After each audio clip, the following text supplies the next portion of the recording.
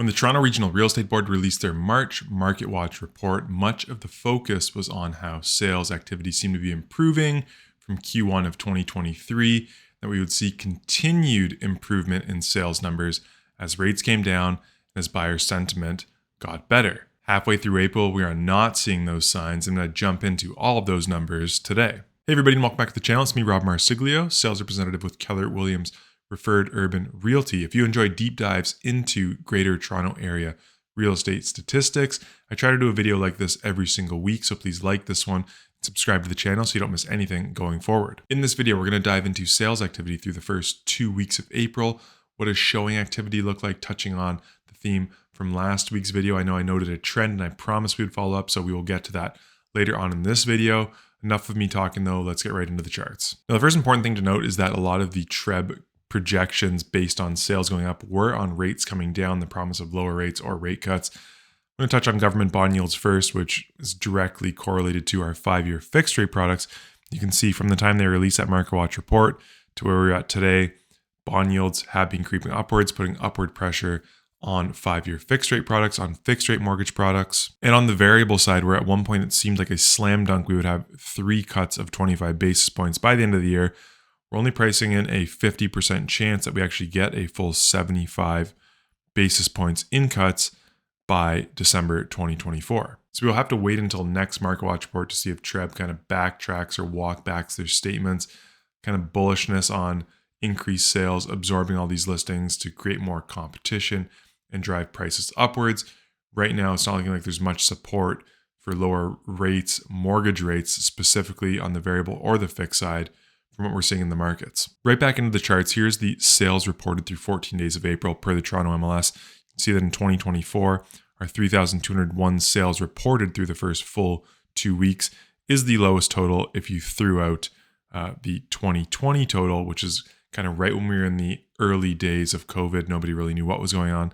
So we threw this one out altogether. It's the lowest total since at least 2008. And going back even further. Now, to give that sales total some context in relation to the new listings that we are also seeing, I broke it down this chart now by freehold, the black bars, and condo market, which are the red bars. And you can see our condo performance is the worst that it has been in terms of sales as a percentage of new listings since prior to 2008. And on the freehold side, it's definitely on the lower end of things. Even at the end of March, this number was up closer to 50%. So you can see that sales as a percentage of new listings has fallen off even further. So while the GTA has seen an uptick in new listings post-Easter long weekend, we're just not seeing the sales activity there to support those new listings.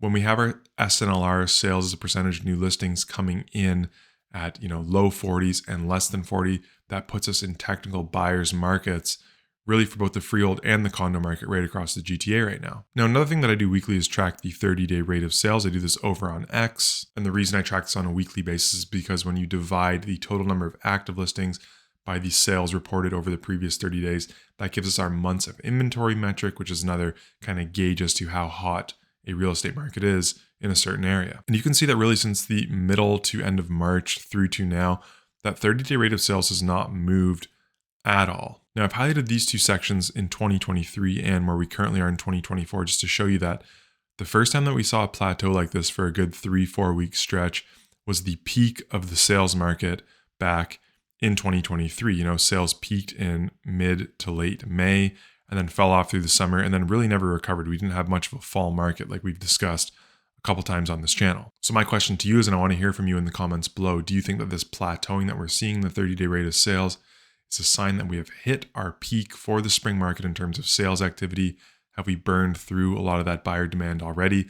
Let me know in the comments below if you think we see a little bit more of an uptick in sales through the rest of this spring market, or if we're just going to fizzle out from here into the summer. Now, it's a shorter video this week. We're going to wrap up with a couple charts here looking at showing activity, being the black bar here, and new listing activity. This is something I did touch on last week. And remember, I did not want to be disingenuous by sharing kind of some partial week data. And I did want to also acknowledge that the Easter week may have been throwing some numbers off, and I wanted to follow back up this week just to show you how things are actually trending. And as you can see that post-Easter, we did see the spike in new listings. Like I said, it was the 2 most active new listing weeks that we have seen all year. We did see a little bit of uptick in showing activity as well the week after the week after Easter. But here's what the general trend looks like when you look at showings on a weekly basis per new listings in that week. We really did peak back in January, and things have been on a steady decline ever since. There was a little bit of a bump back up, like I said, the week after Easter, but it's still not touching kind of that week that we saw the March break week, where it was 14.54 showings per new listing. We're at 13.24 for the most recent week. And you can just see this trend with the exception of the quick spike as a result of very few new listings the week leading up to Easter.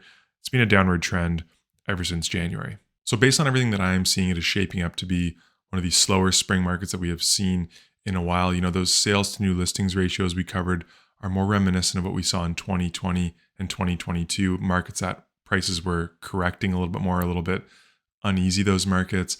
The trajectory that rates are on right now is not really beneficial to buyers in the sense they're coming down whatsoever, at least in the near term. Maybe a little too late for saving this spring market. But again, let me know what you think. Is there some silver lining that I'm missing that will make this a bit stronger spring market than it is shaping up to be? Thank you so much for sticking with me through to the end of another video.